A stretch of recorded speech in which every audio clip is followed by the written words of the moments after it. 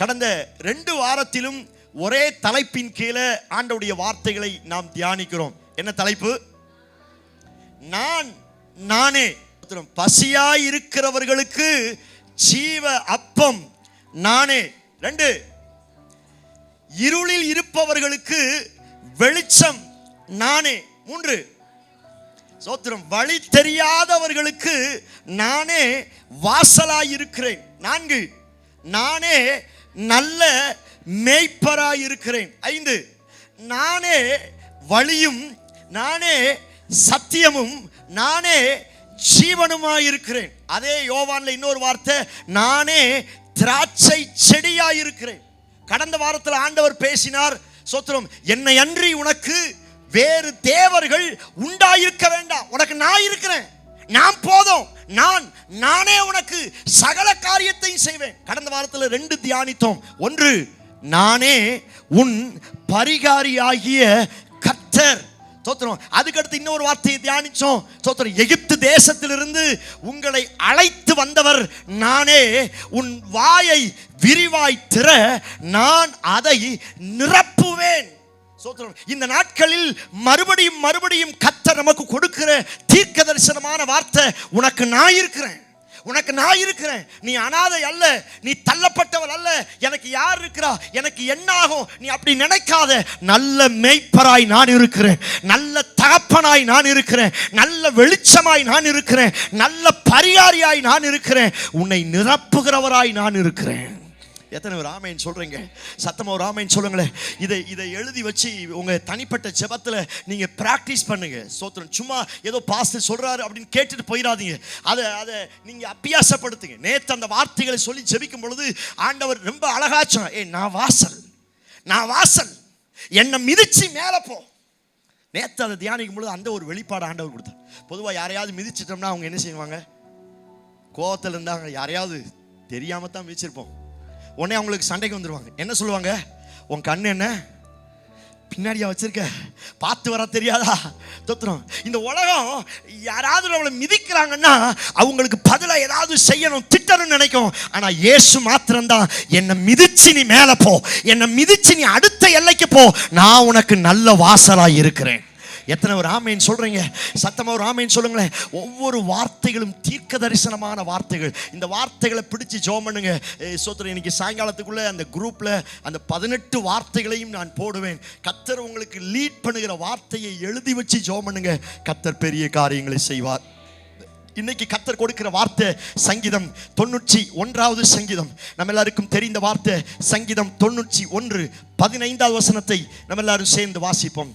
அவன் என்னை நோக்கி கூப்பிடுவான், நான் அவனுக்கு மறு உத்தரவு அருளி செய்வேன். ஆபத்தில் நானே அவனோடு இருந்து அவனை தப்புவித்து அவனை கனப்படுத்துவேன். அந்த வார்த்தைகளை மாத்திரம் வாசிங்க. ஆபத்தில் நானே அவனோடு இருந்து அவனை தப்புவித்து அவனை கனப்படுத்துவேன். மறுபடியும் வாசிங்க. ஆபத்தில் நானே அவனோடு இருந்து அவனை தப்புவித்து. எத்தனை பேர் ஆமென் சொல்றீங்க? இன்றைக்கு கர்த்தர் கொடுக்கிற தீர்க்க தரிசனமான வார்த்தை, உன் ஆபத்துல யார் இருக்கிறாங்களோ இல்லையோ, உன்னை தப்புவிப்பதற்கு நான் இருக்கிறேன் என்று கர்த்தர் வாக்குத்தத்தம் பண்ணுகிறார். எத்தனை பேர் ஆமென் சொல்றீங்க?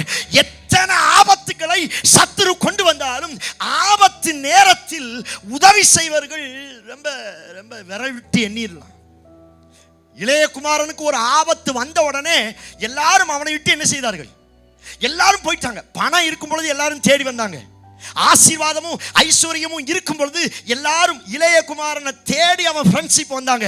ஆனால் அவனுக்கு ஒரு குறைவு வந்த டைம்ல, அவனுக்கு ஒரு ஆபத்து வந்த டைம்ல, அந்த டைம்ல அவனை தூக்கி விடுவதற்கு, அவனை தப்புவிப்பதற்கு அதுவரை கூட இருந்த அந்த ஃப்ரெண்ட்ஸ் வரல. அவனை காப்பாற்றுவதற்கு ஃப்ரெண்ட்ஸ் வரல. அவன் எப்பொழுது தீர்மானம் எடுத்து கர்த்தரை நோக்கி போனானோ, கர்த்தர் அவனுக்காய் புதிய வாசல்களை திறந்து கொடுத்தான். எத்தனை ஒரு ஆமென் சொல்றீங்க? இந்த வார்த்தையை கேட்கிற உங்களுக்கு இந்த வார்த்தையை கர்த்தர் தீர்க்க தரிசனமாய் சொல்லுகிறார். எத்தனை ஆபத்து வந்தாலும் பயப்படாத, நான் உன்னோடு இருந்து, நானே உன்னோடு இருந்து உன்னை தப்புவிக்க வல்லமை உள்ளவராய் இருக்கிறேன். எத்தனை ஒரு ஆமென் சொல்றீங்க? இந்த வார்த்தையின் மேல ஒரு அசைக்க முடியாத நம்பிக்கை வரணும். என் வாழ்க்கையில எத்தனை பிரச்சனைகள் வந்தாலும், எத்தனை வியாதிகள் வந்தாலும் என்னோடு அவர் இருக்கிறார். எத்தனை பேர் ஆமென் சொல்றீங்க? இந்த இந்த இந்த வார்த்தையை 3 வாலிபர்கள் நம்பினார்கள். அவர்கள் சொன்னார்கள், நாங்கள் ஆராதிக்கிற தேவன் எங்களை தப்புவிக்க வல்லமை உள்ளவராயிரு. எங்களுக்கு தெரியும், நாங்கள் சங்கீதம் படிச்சிருக்கிறோம், தாவீது எங்கள் முப்பிதா, அவரை நாங்கள் படிச்சிருக்கிறோம், அவரை குறித்து நாங்கள் கேள்விப்பட்டிருக்கிறோம். அவருக்கு எப்பொழுதெல்லாம் ஆபத்து வந்ததோ அந்த டைம்ல கர்த்தர் தப்புவித்தது போல இந்த எரிகிற அக்கினிக்கு நாங்கள் பயப்பட மாட்டோம். நாங்கள் ஆராதிக்கிற தேவன் நானே தப்புவிப்பேன் என்று எங்களுக்கு வாக்குத்தத்தம் பண்ணி இருக்கிறார். எத்தனை பேர் ஆமென் சொல்றீங்க? தோத்திரம். உங்க ஆபத்தை குறித்து பயப்படாதீங்க. தோத்திரம். அநேக சிக்கல்ல சிக்கி கொண்டு இருக்கிறீங்களா? உங்களை பார்த்து தான் ஆண்டவர் சொல்லுகிறா, நானே உன்னோடு இருந்து உன்னை தப்புவிப்பேன். எத்தனை பேர் ஆமென் சொல்றீங்க? நான் சொல்றேன், இந்த மார்ச் மாதத்துல சகல ஆபத்தில் இருந்து நானே உங்களை தப்புவிப்பேன் என்று கர்த்தர் வாக்குத்தத்தம் பண்ணுகிறார். எத்தனை பேர் ஆமென் சொல்றீங்க? சொல்லுங்க, என்னை தப்புவிக்கிறவர் என்னோடு இருக்கிறார். எத்தனை பேர் ஆமென் சொல்றீங்க? இன்றைக்கு கர்த்தர் கொடுக்கிற வார்த்தை, நானே தப்புவித்து அவனை கனப்படுத்துவேன். ஹல்லேலூயா. இன்னும் ஒரு வசனத்தை வாசிப்போம். ஸ்தோத்திரம். அதே ஸ்தோத்திரம், ஏசாயா 43வது அதிகாரம் 25வது வசனத்தை வாசிப்போம். 43. நானே உன் மீறுதல்களை என் நிமித்தமாகவே குலைத்து போடுகிறேன். எத்தனை பேர் ஆமென் சொல்றீங்க? எல்லாரும் சேர்ந்து வாசிங்க பார்க்கலாம். நானே உன் மீறுதல்களை என் நிமித்தமாகவே குலைத்து போடுகிறேன், உன் பாவங்களை நினையாமல் இருப்பேன். ஆண்டவர் மறுபடியும் கொடுக்கிற வாக்குத்தத்தமான வார்த்தை, நானே உன் மீறுதல்களை குலைத்து போடுவேன் என்று கர்த்தர் வாக்குத்தத்தம் பண்ணுகிறார். எத்தனை பேர் ஆமென் சொல்றீங்க? சோத்திரம். இயேசு சிலுவையில் அறையப்படுவதற்கு முன்பதாக சகல மீறுதல்களும், சகல பாவங்களும், சகல அக்கிரமங்களும், சகல வேதத்திற்கு புறம்பான காரியங்களும் என்மேல் விழுந்தது. பைபிளை வாசிக்கிறோம். சோத்திரம். பெற்றோர்களுடைய அந்த பாவத்துக்குரிய தண்டனை 3ஆம் 4ஆம் தலைமுறை மட்டும் நான் என்ன செய்வேனா? விசாரிப்பேன். நீ தவறு செஞ்சேனா அதற்குரிய தண்டனை உனக்கு கொடுக்கிற வரைக்கும் ஒன்ன மாத்திரமல்ல, உன் பிள்ளைகள், உன் பேர பிள்ளைகள் 3-4 தலைமுறை மட்டும் நான் விசாரிப்பேன். பாவத்தின் சம்பளம் மரணம். அந்த மரணத்தை வருகிற வரைக்கும் நான் சில காரியத்தை விசாரிப்பேன் என்று பழைய ஏற்பாட்டில் கர்த்தர் தெளிவாய் சொன்னார். ஆனால் அந்த ஏசாயால வரும்பொழுது ஆண்டவர் சொன்னார், நீ உன் பிள்ளைகளுக்கு மேல சாபம் வரப்போது கிடையாது. காரணம், நானே உன் மீறுதல்கள் அத்தனையும் குலைத்து போடுவேன் என்று கர்த்தர் வாக்குத்தத்தம் பண்ணுகிறார். எத்தனை பேர் ஆமென் சொல்றீங்க? இந்த 1ஆம் தேதி இந்த திருவிருந்து அன்னைக்கு கர்த்தர் கொடுக்கிற தீர்க்க தரிசனமான வார்த்தை, தெரிந்தோ தெரியாமலோ, அறிந்தோ அறியாமலோ செய்த அத்தனை மீறுதல்களை நான் குலைத்து போடுவேன் என்று இயேசு வாக்குத்தத்தம் பண்ணுகிறார். எத்தனை பேர் ஆமென் சொல்றீங்க? அதுவரை மீறுதலோடு இருந்தேன், அதுவரை அக்கிரமத்தோடு இருந்தேன் என்று இயேசு என் பாவத்திற்காக கல்வாரி சிலுவையில் அடித்து சோத்திரம் தொங்கவிடப்பட்டு சோத்திரம் ரத்தம் சிந்தினாரோ, அந்த ரத்தம் என் மேல விழுந்தபடியினால் என் மீறுதல் எல்லாம் இயேசுவினால் குலைக்கப்பட்டாயிற்று. எத்தனை பேர் ஆமென் சொல்றீங்க? நான் சொல்லுகிறேன், நீங்கள் பாவிகள் அல்ல, நீங்கள் மீறுதலை சுமக்கிறவர்கள் அல்ல. என் ஆண்டவர் மீறுதலை சுமந்தபடியினால் என் மேல இருந்த அத்தனை மீறுதல்களை இயேசு குலைத்து போட்டு விட்டார். எத்தனை பேர் ஆமென் சொல்றீங்க? பைபிள் வாசிக்கிறோம், மேற்குக்கும் கிழக்குக்கும் எவ்வளவு தூரமோ அவ்வளவு தூரமா பாவத்தை நான் தள்ளிடுவேன். உன் பாவத்தை எல்லாம் முதுகுக்கு பின்னாடி நான் என்ன செஞ்சிருவேன்? முதுகுக்கு பின்னாடி தூக்கி போட்டுருவேன். உன் பாவத்தை எல்லாம் கடலில் ஆழத்துல கொண்டு போய் என்ன செய்வேன்? கடலில் ஆழத்துல போய் வச்சிருவேன். சபை இந்த வார்த்தையை அறிக்கை செய்யட்டும். என் மீறுதலை எல்லாம், என் அக்கிரமத்தை எல்லாம், என் பாவத்தை எல்லாம் ஆண்டவர் சொல்லுகிறார், நானே குலைத்து போடுவேன் என்று கர்த்தர் வாக்குத்தத்தம் பண்ணுகிறார். எத்தனை பேர் ஆமென் சொல்றீங்க? உங்க மேல இருந்த மீறுதல் எல்லாம் இன்றைக்கு இயேசுவின் ரத்தத்தினால் குலைத்து போடப்பட போகிறது. நல்ல ஒரு ஆமென் சொல்லுங்க பார்க்கலாம்.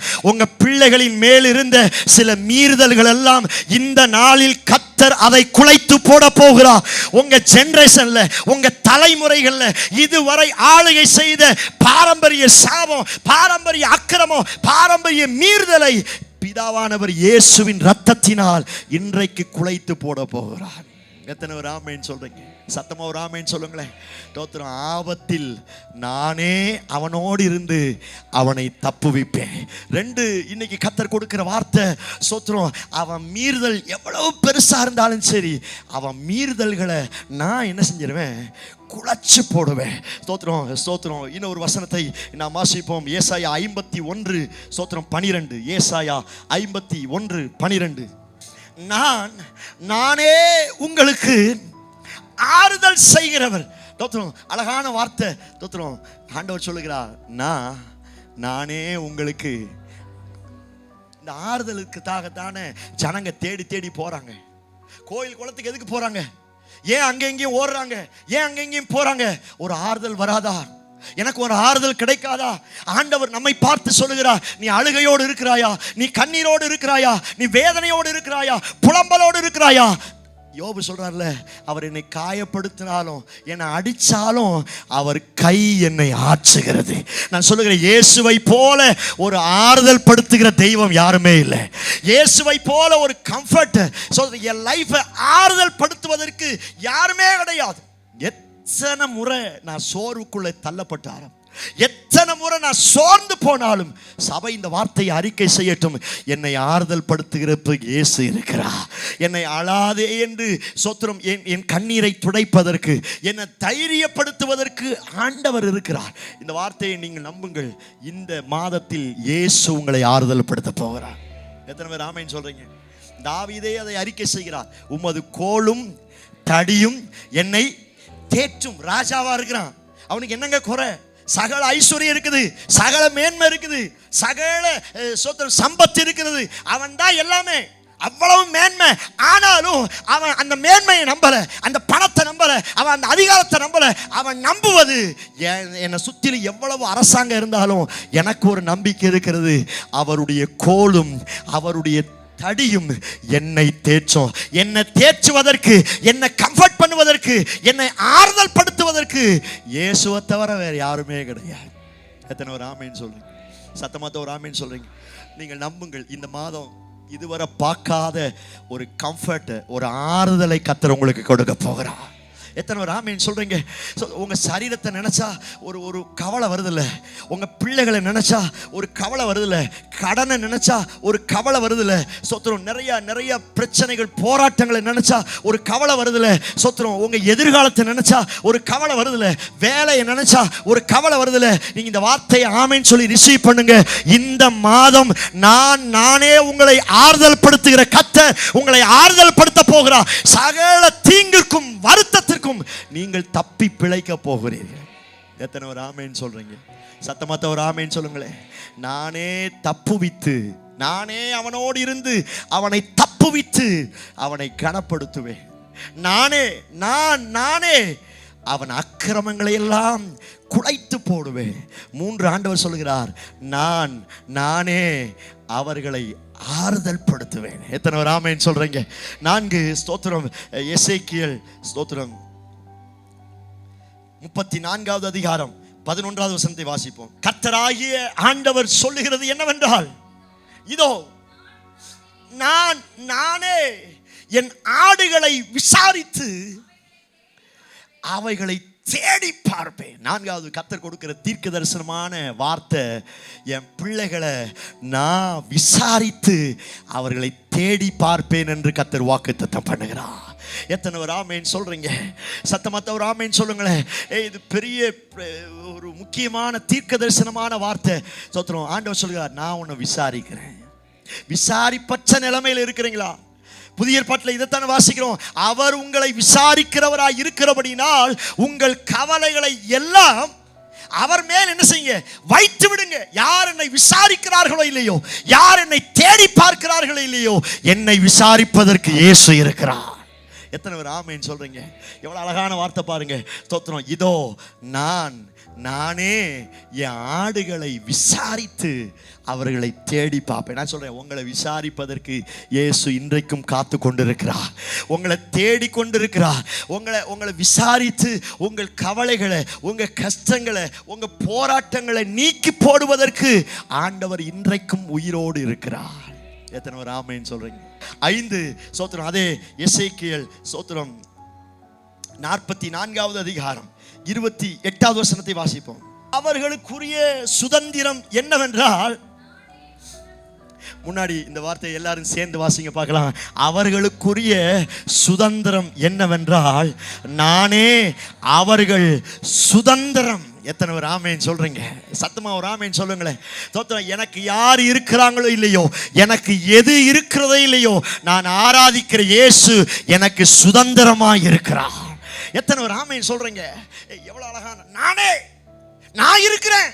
அவங்களுக்கு சொத்து இருக்குதோ இல்லையோ, அவங்களுக்கு சுகம் இருக்குதோ இல்லையோ, அவங்களுக்கு பேரண்ட், அவங்க பெற்றோர்கள் அவங்களுக்கு சேர்த்து வச்சிருக்கிறாங்களோ இல்லையோ, அவங்களுக்கு சொத்தா, அவங்களுக்கு சுதந்திரமா நான் இருக்கிறேன்னு கர்த்தர் வாக்குத்தத்தம் பண்ணுகிறார். எத்தனை ஒரு ஆமேன் சொல்றீங்க? இது ஆண்டவர் என்னை பார்த்து சொல்லுகிற வார்த்தை. நான் இருக்கிறேன்ப்பா, உனக்கு உன் சொத்தே நான் தான், உன் சுதந்திரமே நான் தான். உனக்கு வேற பங்கு தேவையில்லை, உனக்கு உலகத்தினுடைய காரியங்கள் தேவையில்லை. உனக்கு சொத்தா, உனக்கு சுதந்திரமா நான் இருக்கிறேன்னு கர்த்தர் வாக்குத்தத்தம் பண்ணுகிறார்.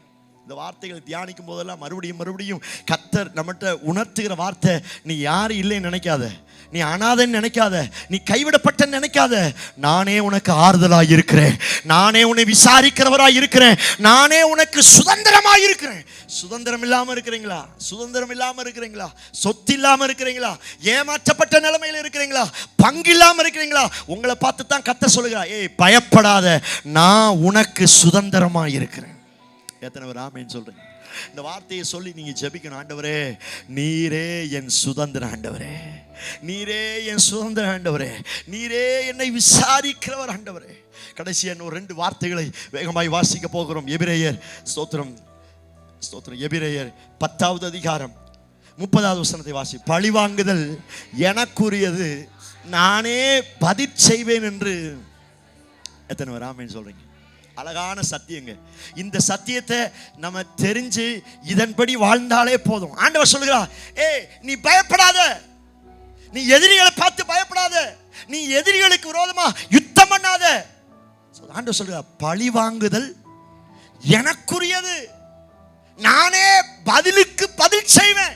நம்ம நிறைய நேரங்களில் நம்ம ஒரு சிலர் மேலே கசப்பு வச்சு, நம்ம ஒரு சிலர் மேலே யுத்தம் பண்ணி கொண்டு இருக்கிறோம், நம்ம ஒரு சிலருக்கு விரோதமாக எழும்பி கொண்டு இருக்கிறோம். ஆனால் அப்பா சொல்லுகிறா, நீ பழி வாங்காத, நீ பழி வாங்காத, நான் இருக்கிறேன், பழி வாங்குவதற்கு நான் இருக்கிறேன், நீ சும்மா இரு. நம்ம எல்லாருக்கும் தெரிந்த வார்த்தை சங்கீதம் 46:10 சொல்லப்பட்டு இருக்கிறது, நீங்கள் அமர்ந்திருந்து நானே தேவன் என்று அறிக்கை செய்ய. நீ செய்ய வேண்டியது அமர்ந்திருந்து நானே தேவன், நானே தேவன், நானே இதை மாத்திரம் அறிக்கை செய்ய. உனக்காய் நான் பழி வாங்குவேன். உனக்கு விரோதமா, உன் குடும்பத்துக்கு விரோதமா, உன் பிள்ளைகளுக்கு விரோதமா, உன் கையின் பிரயாசத்துக்கு விரோதமா, உன் எதிர்காலத்துக்கு விரோதமா எத்தனை வல்லமைகள் எழும்பினாலும், எத்தனை மனிதர்கள் எழும்பினாலும், எத்தனை பில்லி சுனியங்கள் எழும்பினாலும், எத்தனை மந்திரவாதங்கள் எழும்பினாலும் சபை அவைகளுக்கு பயப்பட வேண்டிய அவசியம் கிடையாது. நான் அமர்ந்திருந்து கர்த்தரை அறிக்கை செய்யும் பொழுது அவர் எனக்காய் யுத்தம் பண்ணுவார், அவர் எனக்காய் பதில் செய்ய வல்லமை உள்ளவராய் இருக்கிறார். கையை தட்டி ஆமைன்னு சொல்லி கர்த்தரை மையப்படுத்துங்க. எத்தனை பேர் ஆமைன்னு சொல்றீங்க? ஆண்டவர் சொல்லுகிறார், நானே பதில் செய், நான் பதில் செய்வேன், நான் பார்த்துக்கிறேன். அப்படி அர்த்தம் தான். நீ யுத்தம் பண்ணாத, நீ சும்மா இரு, நான் உனக்காய் வழக்காடுவேன், நான் உனக்காய் யுத்தம் பண்ணுவேன், நான் உனக்காய் என்ன செய்வேன்? பதில் செய்வேன். நீ பழி வாங்குற எண்ணத்தோட நீ இருக்காத. உன் வேலை, நீ என் சமூகத்தில் காத்திருந்து ஜெபம் பண்ணு, என் சமூகத்தில் காத்திருந்து ஜெபம் பண்ணு. நான் இருக்கிறேன், நான் பதில் செய்வேன். இந்த வார்த்தையை ஒரு சிலருக்கு தீர்க்க தரிசனமாய் சொல்லுகிறார். இந்த மார்ச் மாதம் உங்களை அளவச்ச, உங்களை வேதனைப்படுத்தின, உங்களை விழ வச்ச, உங்களை சோத்திரம் ஏமாற்றின சில அசுத்த வல்லமைகளுக்கு விரோதமாய் கர்த்தர் பதில் செய்ய போகிறார், கர்த்தர் யுத்தம் செய்ய போகிறார், கர்த்தர் எழும்பி நிற்க போகிறார். எத்தனை பேர் இந்த வார்த்தைக்கு ஆமென் சொல்றீங்க? சோத்திரம், அவர் உங்களுக்காய் பதில் செய்ய போகிறார். கடந்த மாதத்தில் சத்துரு உங்களை அளவச்சான்ல, கடந்த நாட்களில் உங்களை வேதனைப்படுத்தினால, கடந்த நாட்களில் உங்கள் பிள்ளைகளுக்கு விரோதமா, உங்கள் குடும்பத்துக்கு விரோதமா பிரிவினையை கொண்டு வந்து, சண்டையை கொண்டு வந்து, பண பிரச்சனையை கொண்டு வந்து, அவன் எந்தெந்த ரீதியிலெல்லாம் உங்களை ஏமாற்றி அளவைத்தானோ கர்த்தர் சொல்லுகிறார், நீ நானே தேவன் என்று அறிக்கை செய். உனக்கு விரோதமாய் எழும்பின சகல வல்லமைகளோடு நான் யுத்தம் செய்ய போகிறேன், நான் வழக்காட போகிறேன், நானே பதில் செய்வேன் என்று கர்த்தர் வாக்குத்தத்தம் பண்ணுகிறார். எத்தனை ஒரு ஆமேன்னு சொல்றீங்க? சத்தமாத்த ஒரு ஆமேன்னு சொல்லுங்களேன். நான் சொல்லுகிறேன், கர்த்தர் உங்களுக்கு ஆயுத்தம் செய்ய போகிறார், பதில் செய்ய போகிறார். நிறைய பிரச்சனைக்கு பெண்டிங் இருக்குது. அந்த பெண்டிங்கெல்லாம் கர்த்தர் பதில் கொடுக்க போகிறார். 40 நாள் நீ கத்துனில்ல, 41வது நாள் கர்த்தர் யுத்தம் செய்ய போகிறார். 40 நாள் ஒரு டேன் தான், 40 நாள் உன்னோட டேன். 40 நாள் என் ஜனங்களை எவ்வளவு இழிவா பேசின, எவ்வளவு கேவலமா, எவ்வளவு நிந்தை செய்து நீ அடிமைப்படுத்தின. ஆனா இது உன்னுடைய நாட்கள் அல்ல. பதில் செய்கிற கர்த்தர் இஸ்ரவேல் ஜனத்திற்காய் நின்று கோலியாத்துக்கு விரோதமாய் கர்த்தர் பதில் செய்தது போல, நான் சொல்றேன், உங்களுக்கு விரோதமாய் எழும்பின சில மந்திரவாதத்துக்கு விரோதமா, சில பிள்ளி சூனியத்துக்கு விரோதமா கர்த்தர் எழும்பி நின்று ஆண்டவர் பதில் செய்ய போகிறார். எத்தனை ஒரு ஆமேன்னு சொல்றீங்க? சத்தமாத்த ஒரு ஆமேன்னு சொல்லுங்களேன். நிறைய பிரச்சனையோட வந்திருக்கீங்களா? உங்களை பார்த்து தான் ஆண்டவர் சொல்லுகிறார், நானே பதில் செய்வேன், நானே பதில் செய்வேன். நீ கவலைப்படாத, நீ சும்மா இரு. அந்த வார்த்தையை மறந்துடாதீங்க. தோத்திரம், நீங்கள் அமர்ந்திருந்து நானே தேவன் என்று என்ன செய்ய. சங்கீதம் 46:10 இருக்குது, அதை எழுதி வச்சுக்கோங்க. நீங்கள் அமர்ந்திருந்து நானே தேவன் என்று அறிக்கை செய்யுங்கள். சங்கீதத்தில் வாசம்ல அவரை மேன்மை பாராட்ட, அவரை அறிக்கை செய்ய, அவரை உயர்த்த அவர் வந்து என்னை ஆறுதல் படுத்துவார், அவர் வந்து என் அக்கிரமத்தை குலைத்து போடுவார், அவர் வந்து என்னை தப்புவிப்பார், அவர் வந்து எனக்காய் யுத்தம் செய்து எனக்காய் பதில் செய்வார். எத்தனை ஒரு ஆமேன்னு சொல்றீங்க? சத்தமாத்த ஒரு ஆமேன்னு சொல்லுங்களேன். ஏன் வேலை அமர்ந்திருந்து, இந்த ஜெப மாதத்துல அமர்ந்திருந்து கர்த்தரை ஆராதிக்கணும், கர்த்தரை மகிமைப்படுத்தணும். நான் சொல்லுகிறேன், நீங்கள் செபிக்க சோத்திரம் ஒரு வாசலை பார்க்க போகிறீர்கள். நீங்கள் செபிக்க இந்த நாட்களில் ஒரு நல்ல மேய்ப்பரை பார்க்க போகிறீர்கள். நான் சொல்ல ஒரு ஆமேன் சொல்லி கர்த்தரை மகிமைப்படுத்துங்க. சோத்திரம், இந்த மாதத்துல நீங்கள் செபிக்க ஜீவ அப்பத்தை பார்க்க போகிறீர்கள். நல்ல ஆமேன் சொல்லுங்க பார்க்கலாம். இந்த மாதம் நீங்கள் செபிக்க நல்ல மேய்ப்பரை பார்க்க போகிறீர்கள். இந்த மாதம் நீங்கள் செபிக்க நல்ல வாசலை பார்க்க போகிறீர்கள். இந்த மாதம் நீங்கள் செபிக்க திராட்சை செடியை பார்க்க போகிறீர்கள். இந்த மாதம் நீங்கள் செபிக்க வெளிச்சத்தை, ஒளியை பார்க்க போகிறீர்கள். நல்ல ஆமென் சொல்லுங்க பார்க்கலாம். இந்த நாட்கள்ல நீங்கள் செபிக்க வழியாய், சத்தியமாய், ஜீவனமாய் இருக்கிற கிறிஸ்துவை பார்க்க போகிறீர்கள். இந்த நாட்களில் சபை செபிக்க பரிகாரியாய் இருக்கிற பரிசுத்தத்தை பார்க்க போகிறீர்கள். இந்த நாட்களில் நீங்கள் செபிக்க நன்மையினால் நிரப்புகிற இயேசுவை பார்க்க போகிறீர்கள். இந்த நாட்களில் நீங்கள் செபிக்க உன்னோடு இருந்து உங்களை தப்புவிக்கிற வல்லமை உள்ளவரை நீங்கள் பார்க்க போகிறீர்கள். இந்த நாட்களில் நீங்கள் செபிக்க எல்லா அக்கிரமங்களை குலைத்து போடுகிற இயேசுவை பார்க்க போகிறீர்கள். சத்தமாத்த ஒரு ஆமென் சொல்லுங்களேன். இந்த நாட்களில் நீங்கள் செபிக்க ஆறுதல் செய்கிறவர்களை பார்க்க போகிறீர்கள். இந்த நாட்களில் நீங்கள் செபிக்க சோத்திரம் உங்களுக்காய் சோத்திரம் ஆடுகளை விசாரித்து தேடுகிற இயேசுவை பார்க்க போகிறீர்கள். இந்த நாட்களில் நீங்கள் செபிக்க உங்களுக்காய் பதில் செய்கிற கர்த்தரை பார்க்க போகிறீர்கள். எத்தனை ஒரு ஆமென் சொல்றீங்க? ஸ்தோத்திரம். ஏசாயால இன்னொரு வார்த்தை இருக்கிறது. ஸ்தோத்திரம், ஏசாயா 44:24. நல்ல கவனிங்க. உன் மீட்பரும் தாயின் கற்பத்தில் உருவாக்கினவருமான கர்த்தர் சொல்லுகிறாராவது, நானே எல்லாவற்றையும் செய்கிற கர்த்தர்.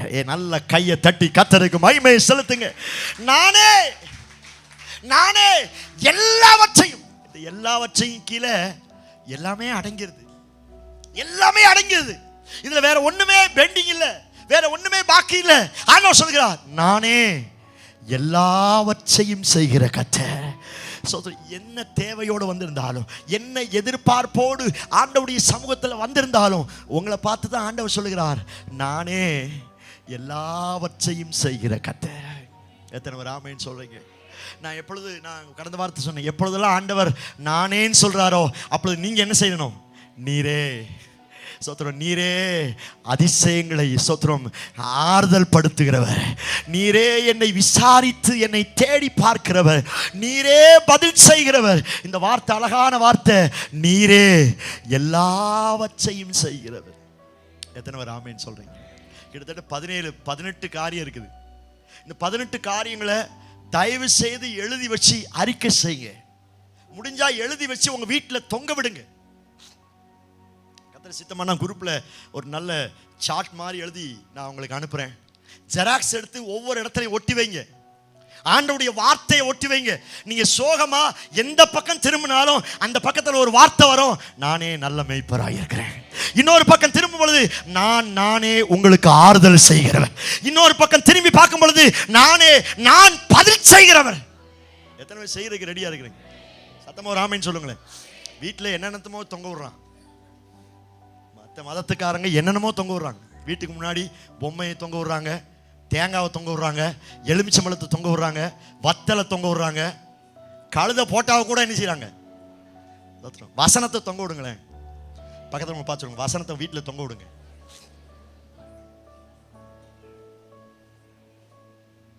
நிறைய பேர் செத்து போன போட்டாவை வச்சுட்டு இவங்க தான் எங்க குலசாமி. போட்டா இருக்கிறது தப்பு இல்லை. உயிரோடு இருக்கும்போது ஒரு கிளாஸ் தண்ணி கொடுத்துருக்க மாட்டாங்க. செத்து போனதுக்கு அப்புறம் அவர் தெய்வம் ஆயிட்டாராம். யாரா மாறிட்டாரா? இவர் தான் எங்களை காப்பாற்ற வந்த சாமி.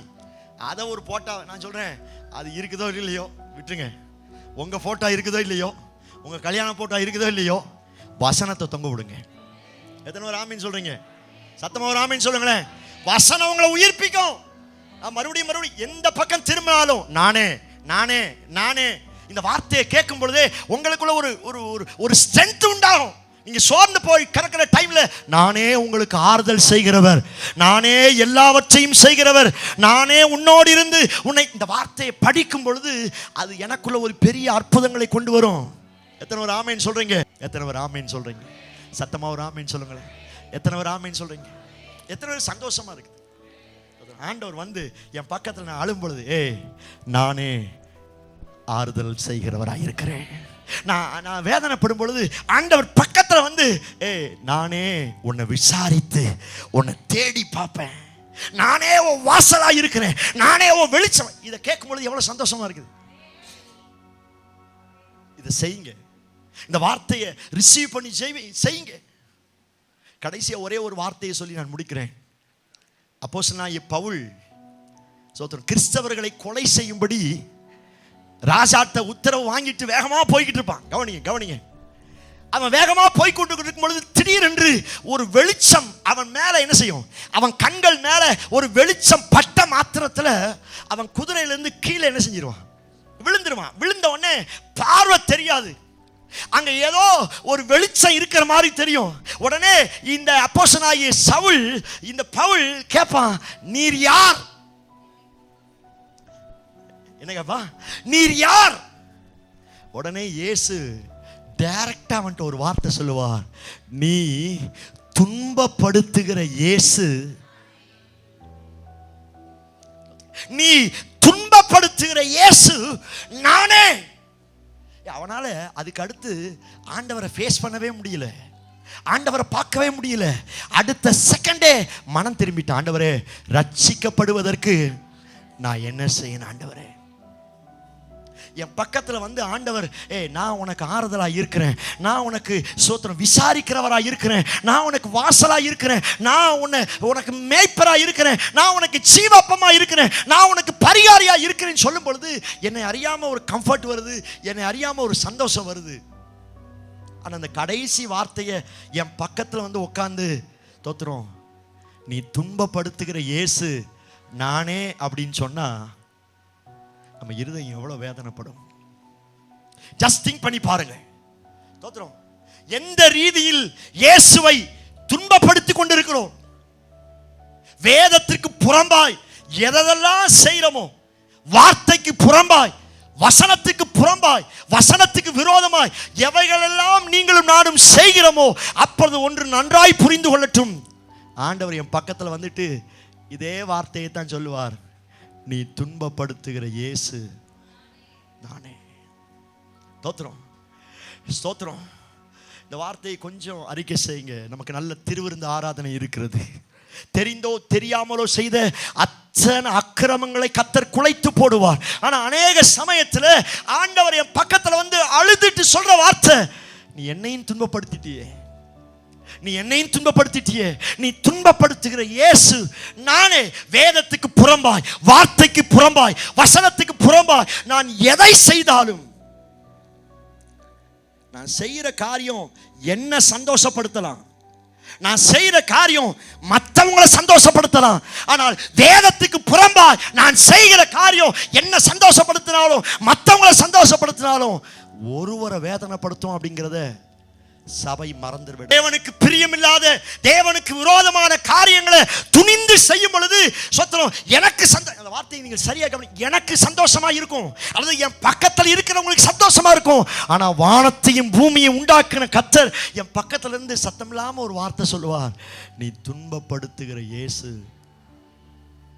நம்ம நீங்க ஈஸியா அவங்க செய்யாததையா நான் செஞ்சிட்டேன், அவங்க இப்படி செய்யலையா, இவங்களே இப்படித்தானே இருக்கிறாங்க. நம்ம பார்க்கிறது அவங்க இவங்க பாஸ்ட் இவங்க கிடையாது. நம்ம பார்க்கிறவர் ஒரே ஒருத்தர், விசுவாசத்தை துவக்கிறவரும் விசுவாசத்தை முடிக்கிறவருமாய் இருக்கிற இயேசுவை நோக்கி. உங்க பார்வை இயேசுவை மாத்திரம் தான் பார்த்துருக்கணும். எத்தனை ஒரு ஆமேன்னு சொல்றீங்க? சத்தமா ஒரு ஆமேன்னு சொல்லுங்க. ஜஸ்ட் உங்களை நீங்களே செக் பண்ணி பாருங்க. உங்க பக்கத்துல வந்து நின்னா முதல் வார்த்தை ஆண்டவர் என்ன சொல்வார்? பயப்படாத, நான் நல்ல மேய்ப்பராக இருக்கிறேன். பயப்படாத, நான் உனக்கு வாசலா இருக்கிறேன். பயப்படாத, நான் உன் அக்கிரமை எல்லாம் குலைத்து போடுவேன். பயப்படாத, நான் உனக்கு ஆறுதல் செய்வேன். பயப்படாத, நான் உன்னை தேடி பார்ப்பேன், நான் இருக்கிறேன். அப்படி சொல்லுவாரா? இல்ல, இந்த மாசம் நீ என்னை துன்பப்படுத்திட்டல, இப்பயும் நீ என்னை துன்பப்படுத்திட்டல.